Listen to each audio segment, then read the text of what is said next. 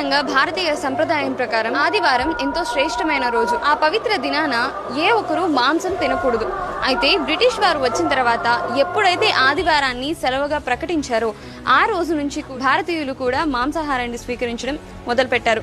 అయితే ఇప్పటికి కూడా అదే కొనసాగుతుంది. ఆదివారం అయితే చాలు అందరూ మాంసాహారాన్ని స్వీకరిస్తారు. కానీ ఇప్పటి వరకు భారతీయ సంప్రదాయాన్ని అలాగే కొనసాగిస్తూ ఆదివారం రోజున మాంసాహారం ముట్టని ఏకైక గ్రామం ఎస్కొత్తూరు. నంద్యాల జిల్లా పాణ్యం మండలంలో ఉన్న ఈ గ్రామంలో కేవలం హిందువులు మాత్రమే ఉండటం విశేషం. ముఖ్యంగా ఈ స్వామికి సంతాన ప్రదాతగా పేరు. అయితే ఈ స్వామికి వరపడిన వారు 3 నుండి 5 వారాల వరకు స్వామివారికి మొక్కుకొని 108 ప్రదక్షిణలు చేసి కోరికలు తీరాక వారికి పుట్టే పిల్లలకు స్వామివారి పేరు కలిసి వచ్చేలా పేర్లు పెట్టుకుంటారు. ముఖ్యంగా ఈ ఆలయం కాలసర్పదోష పూజలకు ప్రసిద్ధిగాంచింది.